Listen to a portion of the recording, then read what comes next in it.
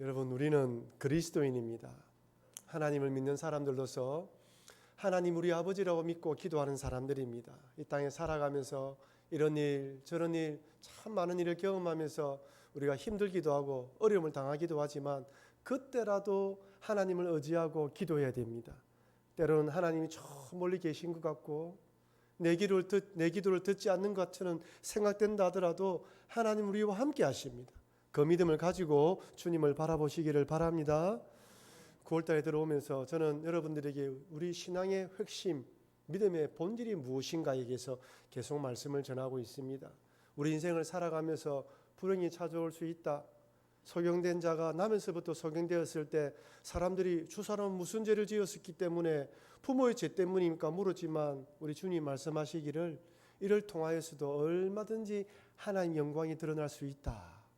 여러분, 우리 인생 가운데 불행이 찾아올 수 있지만 주가 은혜를 주시면 그 일을 통하여서도 얼마든지 하나님 영광이 드러나는 것입니다. 근데 이런 믿음은 누가 가지냐면 예수님을 구주로 믿는 하나님 백성들만 가질 수 있는 믿음이에요. 하나님 믿지 못하면 그런 믿음을 가질 수 없습니다. 그래서 저는 여러분들에게 정말 여러분들은 구원받은 신앙입니까? 청함만 받아서 교회만 와서 몸만 담그고 있는 신앙입니까? 정말 구원받아서 예수님을 구주로 믿는 신앙입니까? 라는 질문을 던지면서 말씀을 전했습니다. 그러면서 지난주에는 구원받은 자들에게는 누가 계신다고요? 성령 하나님이 계신다. 성령 하나님 우리와 함께 하시면서 연약한 우리의 육체를, 이 연약한 우리 육체 때문에 연약한 우리를 도와주시고 때로는 삶의 질고 때문에 말할 수 없는 탄식으로 말로 표현할 수 없는 기도할 수 없을 때 성령께서 말할 수 없는 탄식으로 우리를 위해서 기도해 주신다고 말씀드렸습니다.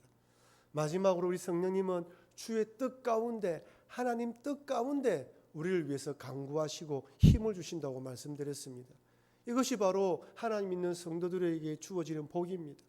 오늘은 조금 더 이 부분에 대해서 확장되어서 말씀드린다면 정말 구원받은 하나님 백성들에게는 어떤 특징이 있을까? 정말 세상 사람들과 구분되는 그 뭔가 모르는 특징이 있는데 그것이 무엇인가 살펴보면서 은혜를 나누려고 합니다. 여러분, 서양인들은 우리 동양인들을 바라볼 때 한국 사람인지 중국 사람인지 일본 사람인지 잘 구분할까요? 서양 사람들은 잘 구분하지 못합니다. 동양인들 보면 그 얼굴이 겉모양 비슷하다고 생각합니다. 심지어 나이도 잘 맞추지를 못해요. 좀 더 어려 보기도 합니다. 우리들은 딱 보면 저 사람은 중국 사람이다. 저 사람은 일본 사람이다. 뭔가 모르게 딱 보면 아는데 서양 사람들은 구분하지 못하는 것이죠. 요즘 드라마와 음악, 영화 때문에 한류 열풍이 전 세계에 일고 있습니다. 옛날에는 한국이 어디인 줄 아십니까? 물으면 모른다고 말하는 사람들이 많았는데 지금은 젊은 사람들 가운데 한국 여행 오는 것을 소망으로 소원으로 삼는 젊은이들도 많이 있습니다. 특별히 한국말을 배우려고 많은 사람들이 한국어 학원이나 학당에 다니고 있습니다. 점점 추세가 증가하는 추세이죠. 여러분, 프랑스에서는 대학교에서 한국어과나 한국말을 배울 수 있는 대학교가 7군데 있다고 합니다. 2010년부터 한국어에 대한 인기가 꾸준히 성장하면서 작년에는 경쟁률이 자그마치 28대 1이었다고 합니다. 많은 젊은이들이 한국말을 배우려고 하는 것이죠. 신문에 보니까 베트남에서도 올해부터는 한국말을 제2 외국어로 이어서 영어, 중국말, 러시아 등과 포함해서 누구든지 초등학생 때부터 한국어를 선택하여 제2 외국어로 배울 수 있게 만들었다고 합니다. 그만큼 수준이 높아진 것이죠. 여러분, 이렇게 우리나라 위상이 높아지자 덩달아 우리나라 여권의 파워도 강해졌습니다. 지금 현재 우리나라 여권으로 전 세계 2번째로 외국 방문하기 쉽다고 합니다. 1등은 미국이 아니라 일본입니다. 전 세계 227개국 중 193개국에 우리나라 여권만 있으면 비교적 쉽게 입국한다고 합니다. 일본이 1등인데 나라는 동일한데 중국에 들어갈 때 우리나라는 비자를 받아야 되지만은 일본은 며칠 동안은 비자를 받지 않아도 된다고 합니다. 그 차이 때문에 우리나라가 뒤로 밀렸다고 하더군요. 어쨌든 이렇게 우리나라 여건이 이게 위상이 높아지자 여권 위조범들도 우리나라 여권을 탐낸다고 합니다. 그래서 진짜인지 아닌지 모르겠지만 옛날에 어느 나라에서는 한국 사람이 입국하면 진짜 한국 사람이 맞는지 물어본다고 합니다. 한국 사람이라면 누구지 다 아는 사람, 다른 질문을 한다는 것이죠. 쉽게 말씀드리면 지금 메이저리그에서 투수로 활약하고 있는 선수가 누구입니까? 다 아시죠? 모르시는 분 있습니까? 우리나라 선수 중 피겨 스케이팅에서 금메달 딴 사람이 누구입니까? 이건 다 아시죠? 이런 걸 질문해서 진짜 맞는지 안 맞는지 확인했다고 하는데 사실은 제가 확인하지 못했습니다. 그만큼 이 우리나라 여건에 대한 위상이 높아진 것이죠. 이처럼 우리는 어쨌든 동양인을 바라볼 때 한국 사람, 일본 사람이다, 우리나라 사람이다 쉽게 구분한단 말이죠. 그렇다면 수많은 사람들 가운데 우리 그리스도인들은 어떻게 구분될 수 있을까요? 그 모양은 똑같은데 저 사람이 예수 믿는 사람이라는 것을 어떻게 알 수가 있을까요? 이전에는 뭐 술을 먹지 않는다, 담배를 피지 않는다, 심지어 일요일날 교회 가는 외형적인 모습으로 저 사람은 교회 다니는 사람이다, 그리스도인이다 판별을 했습니다. 그것 말고 내적인 부분 속에서 정말 예수 믿는 사람과 예수 믿지 않는 사람의 차이가 무엇일까요? 이 질문을 하기 전에 먼저 여러분, 이 질문에 답하기 전에 먼저 내가 구원받은 사람인가에 대한 확신을 먼저 해야 됩니다. 내가 구원받은 사람인지 구원받지 않은 사람인지 확신이 없는데 그리스도의 특징에 대해서 물으면 무슨 의미가 있겠습니까? 더 중요한 것은 예수 믿는 구원받은 하나님 백성이라는 확신이 있어야 되는 것이죠. 그렇다면 여러분, 정말 하나님의 구원받은 백성들에게는 구원받은 백성이라는 확신을 어떻게 가질 수가 있습니까? 제가 이 부분에 대해서 이전에 두 가지로 여러분께 말씀드린 적이 있습니다. 기억나십니까? 기억을 안 하시기 때문에 제가 또 반복으로 설명해 드리는 것입니다. 한번 따라할까요? 첫째, 예수님을 구주로 고백하는가? 여러분들은 예수님을 구주로 고백하시죠? 예수님을 안에 성령이 계시지 않는 사람은 예수님을 구주로 고백할 수가 없습니다. 고린도전서 12장 3절입니다. 같이 한번 읽어보겠습니다. 그러므로 내가 너희에게 알리노니 하나님의 영으로 말하는 자는 누구든지 예수를 저주할 자라 하지 아니하고 또 성령으로 아니하고는 누구든지 예수를 주시라 할 수 없느니라. 아멘입니다. 여러분이 예수님을 구주로 고백하는 것은 누구 때문이라고요? 우리 안에 성령이 계셨기 때문에 그 성령님께서 내 죄를 밝혀 보여주시고 예수님을 구주로 믿게 하셨기 때문입니다. 그러니까 여러분이 예수님을 구주로 믿는다는 고백이 없으면 여러분 교회 다니도 아무 소용이 없어요. 청함은 받았지만 택함 받은 백성이 아닙니다. 그래서 여러분 진지하게 나는 예수님을 구주로 믿고 있는가? 내 마음의 중심에 모든 것을 예수님 중심으로 살아가기로 결단했는가 돌아봐야 되는 것이죠. 예수님을 계시면 내 마음에 예수님을 구주로 믿고 입으로 예수님을 시인하게 되어 있습니다. 두 번째는 한번 따라할까요? 하나님을 아버지라 부르고 기도합니다. 하나님을 아버지라 부르고 기도하는 거예요. 예수님 믿는 사람들은 하나님을 아버지라 부르고 기도합니다. 로마서 8장 15절입니다. 같이 읽겠습니다. 너희는 다시 무서워하는 종의 영을 받지 아니하고 양자의 영을 받으니니 우리가 아빠 아버지라고 부르짖느니라. 성령이 임하면 하나님을 아빠 아버지라 부르면서 기도할 수 있습니다. 여러분, 하나님을 아버지라 부르며 기도하는 것은 성도의 특권입니다. 여러분, 제가 질문 하나 드릴게요. 여러분 태어날 때 여러분 부모님이 어머니가 여러분 낳는 거 봤습니까? 아무도 없어요. 어머니는 보지만 그 아이는 모릅니다.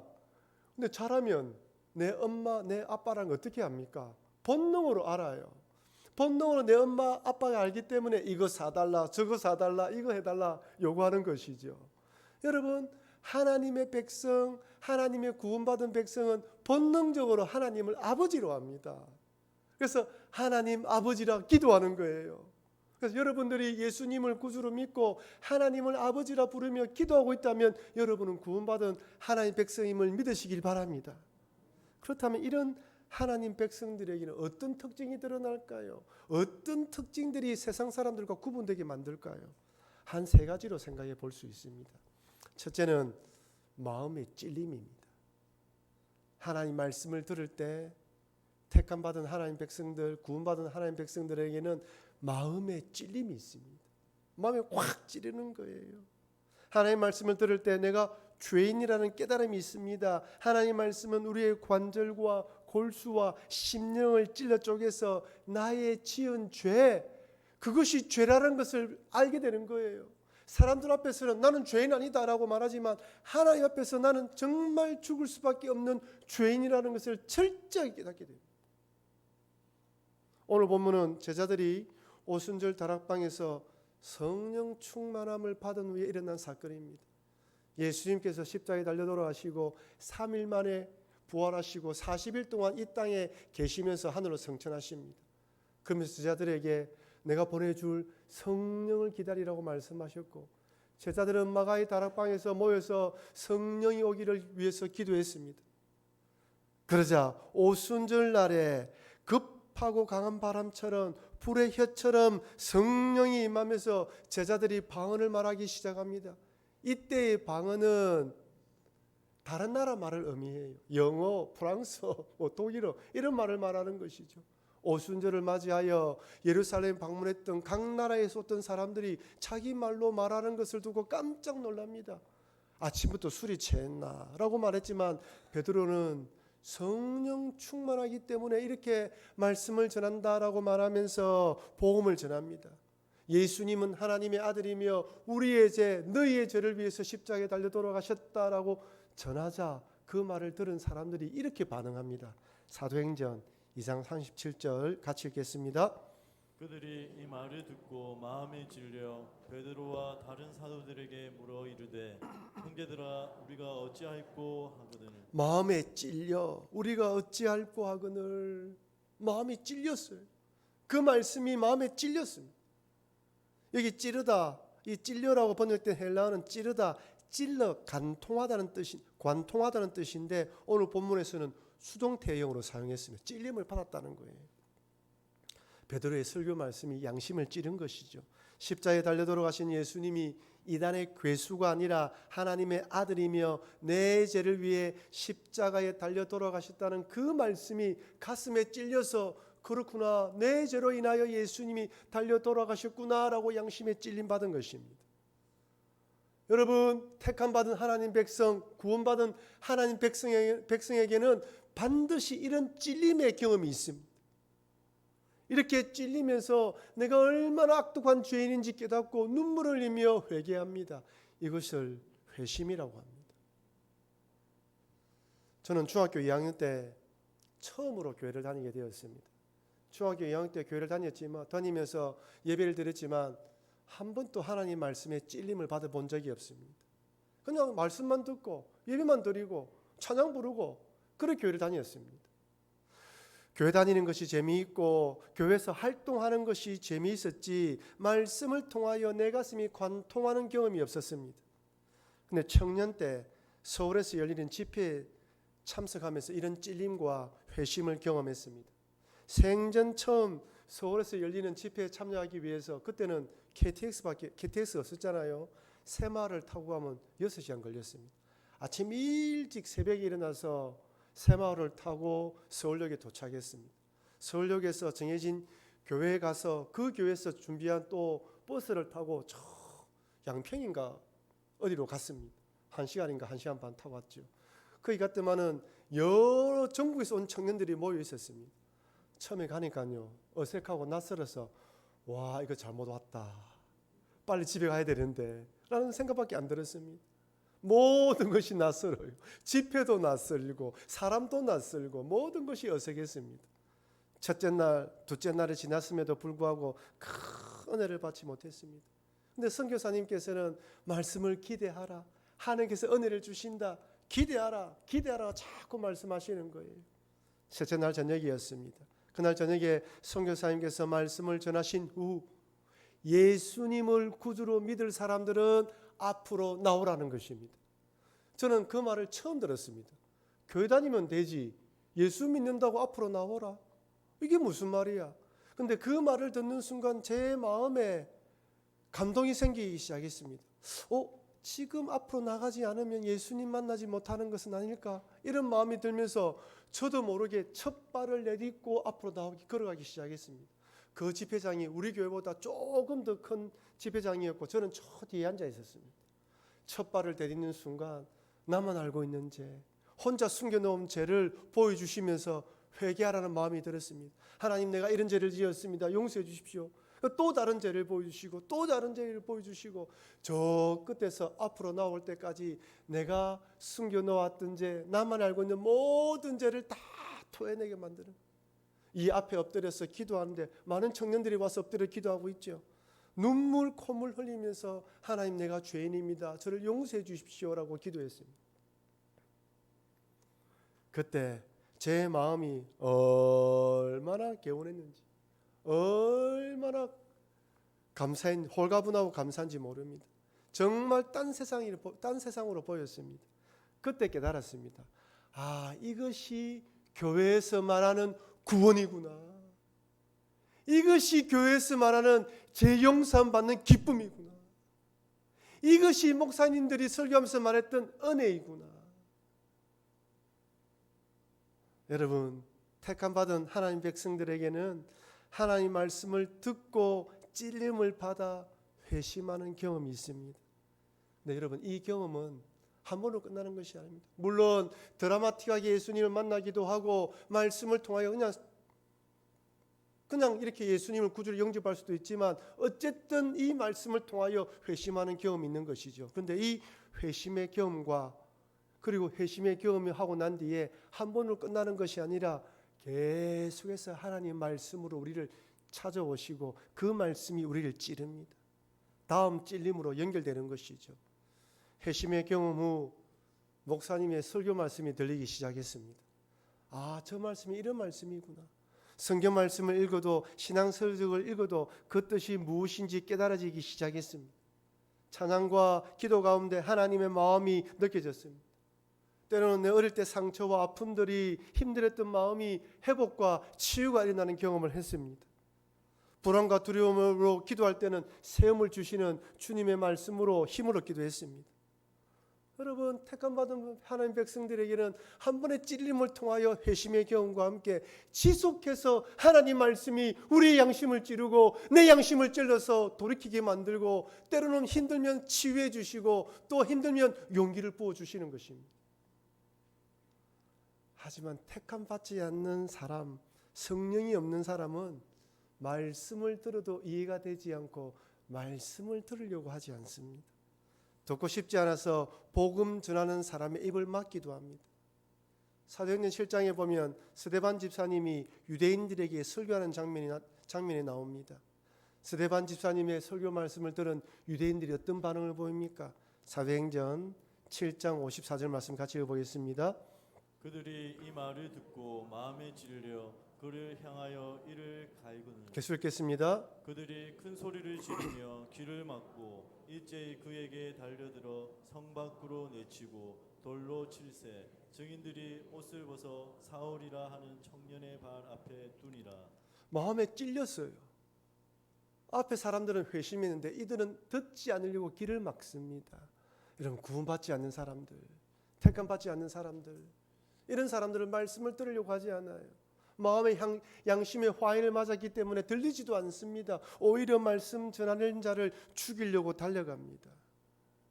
그러니 여러분, 내가 하나님의 말씀에 찔림을 받고 하나님의 말씀에 감동을 받은 사람이라면 나에게 주어지는 이 말씀을 더 찔림 받도록 하나님 도와달라고 기도해야 됩니다.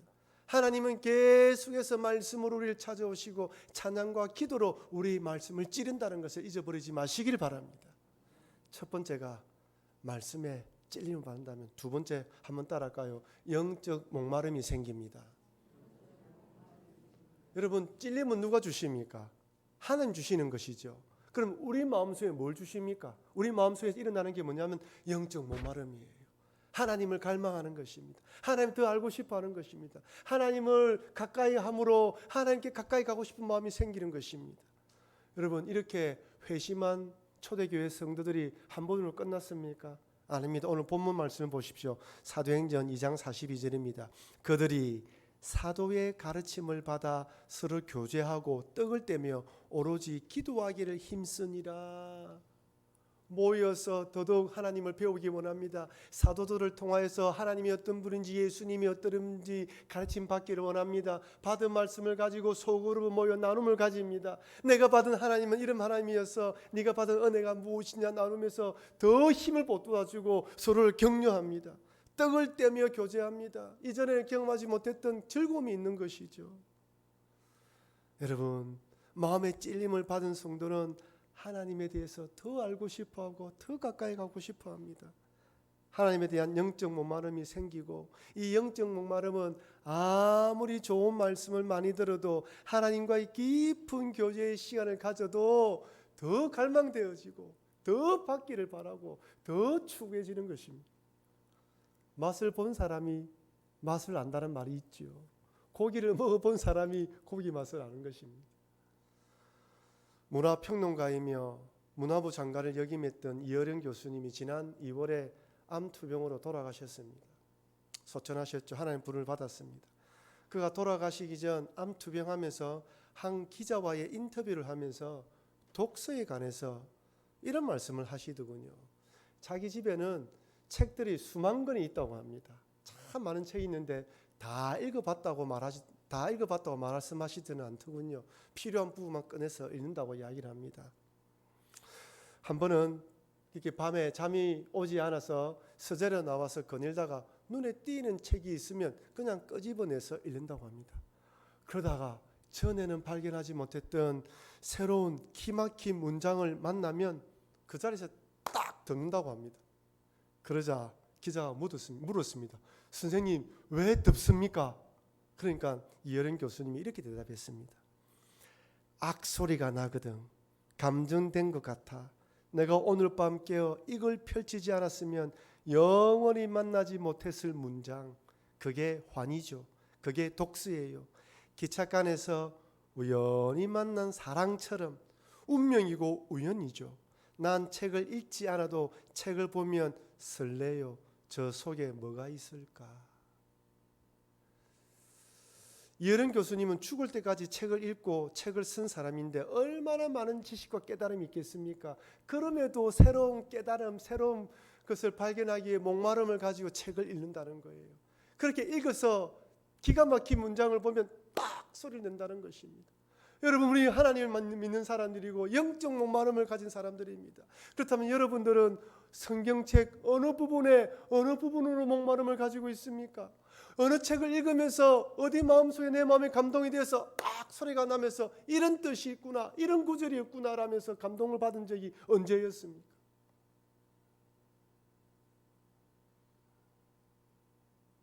이처럼 세상 사람들은 세상 지식에 대해서도 새로운 깨달음을 찾아 헤매는데 구원받은 우리 하나님 백성들은 더더욱 영적 목마름으로 하나님을 찾아야 되지 않겠습니까?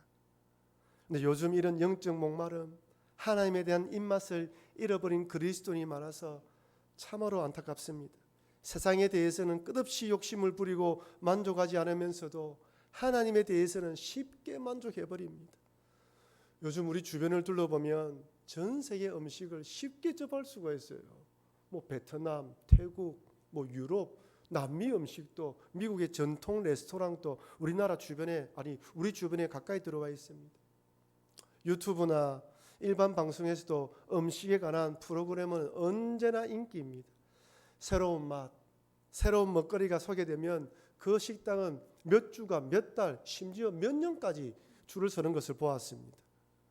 우리의 입맛은 아무리 맛있는 것을 먹어도 또 맛있고 새로운 맛을 추구합니다. 우리의 식욕은 끝이 없고 만족할 줄 모릅니다. 새로운 맛집과 멋진 카페를 찾아가기 위해서는 몇 시간 운전하면서 갑니다. 돈을 들이고 가서 사진을 찍어 SNS에 올립니다. 그런데 우리의 영적 식욕은 어떻습니까? 하나님에 대한 영적 목마름을 가지고 있습니까? 자칫 잘못하면 영적 식욕을 완전히 잃어버려서 영양실조에 걸린 것은 아닌가 아찔한 생각이 들기도 합니다. 그러니 나는 정말 하나님에 대한 영적 목마름이 있는가?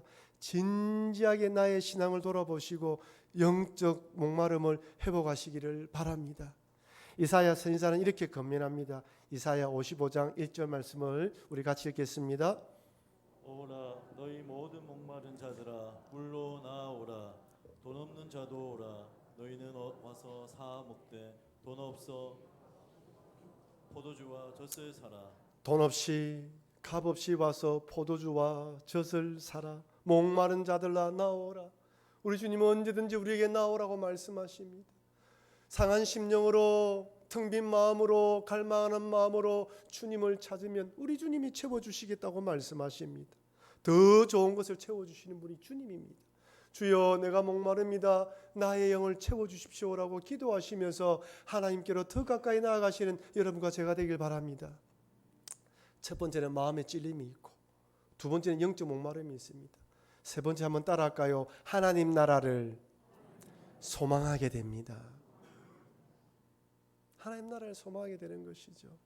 사도행전 2장 44절 45절 믿는 사람이 다 함께 있어 모든 물건을 서로 통용하고 또 재산과 소유를 팔아 각 사람의 필요를 따라 나눠 주었다. 여러분 어떻게 초대교회 성도들은 이런 삶을 살 수 있을까요? 누가 그렇게 하자고 해서 시작된 것이 아니라 자연스럽게 시작되었습니다. 약한 자, 필요한 자들을 볼 때 하나님 마음으로 기꺼이 나눠 주었습니다. 어떻게 이런 삶을 살 수 있을까요? 그것은 하나님 나라에 대한 소망 때문입니다. 저는 여러분들에게 지난주에 이미 우리는 예수님을 구주로 믿음으로 구원받았습니다.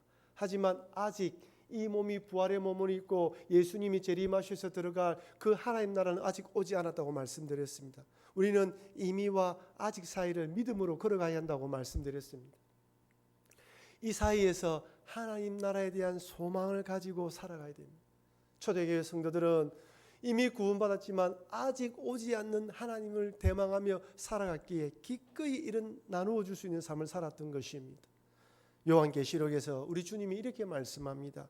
계시록 21장 6절 7절 말씀 같이 읽어보겠습니다. 또 내게 말씀하시되 이루었도다. 나는 알파와 오메가요 처음과 마지막이라. 내가 생맥수 생물을 목마른 자들에게 값없이 주리니 이기는 자는 이것들을 상속으로 받으리라. 나는 그의 하나님이 되고 그는 내 아들이 되리라. 아멘이죠. 예수님이 나는 알파요 오메가다 처음과 마지막이라. 내가 생명수 샘물을 목마른 자에 값없이 준다. 이기는 자는 상속으로 받을 것이다. 그럼 마지막까지 믿음으로 이기고 바라보고 달려가는 자들에게 생명수 샘물로 이야기되어진 하나님 나라의 것을 받아 누릴 수 있는 것입니다. 초대교회는 이런 소망을 가졌던 것이죠. 여러분 우리가 잘 아는 손양원 목사님께서 주님 고대가라는 곡을 지어서 많이 불렀습니다. 아마 우리 나이 많으신 권사님들은 이 찬양 잘 아실 것입니다. 제가 가사를 한번 불러드리겠습니다.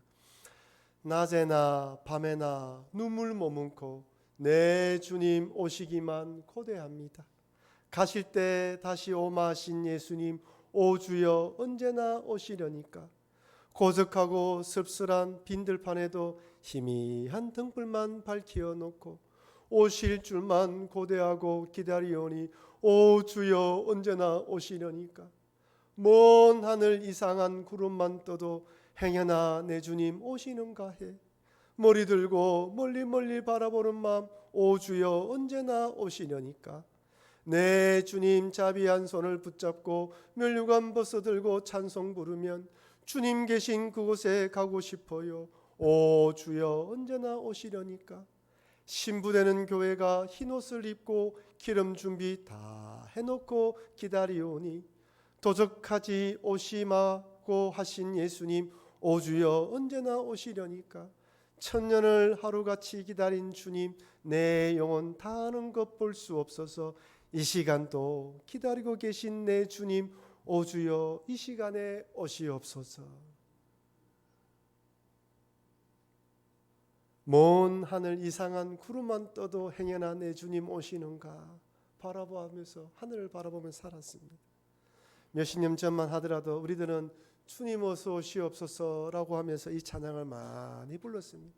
하지만 요즘은 이런 찬양은 더 이상 부르지 않는 것 같습니다. 그 나라에 들어가기보다 이 땅에서 더 잘 먹고 잘 살기만을 바라는 것 아닌지 모르겠습니다. 나도 모르게 어떻게 해서든지 움켜쥐려고 하고 한 번 들어오면 놓지 않으려고 애썼습니다. 이제 그만하면 충분한데도 조금만 더라는 병에 걸려서 자꾸만 조금만 더 하면서 욕심을 내며 살아가는 것은 아닌지 모르겠습니다. 아직 오지 않는 저 하나님 나라는 멀리 있고 세상은 너무 가까이 있는 것이죠. 사랑하는 성도 여러분, 구원받은 하나님 백성, 택함받은 하나님 백성들에게는 세상 사람들과 구분되는 특징이 있습니다. 하나님 백성들은 말씀으로 찔림을 받아 회심한 경험, 말씀과 찬양과 기도로 은혜의 찔림을 받아 죄를 토해내고 상처와 아픔이 회복되며 샘을 얻는 경험을 하게 됩니다. 하나님에 대한 영적 목마름으로 하나님을 늘 감망하며 하나님께 주시는 은혜로 영의 만족감을 누리며 살아갑니다. 하나님 나라에 대한 소망으로 하루하루 믿음으로 살아갑니다. 이것이 바로 택함받은 하나님 백성들의 특징입니다.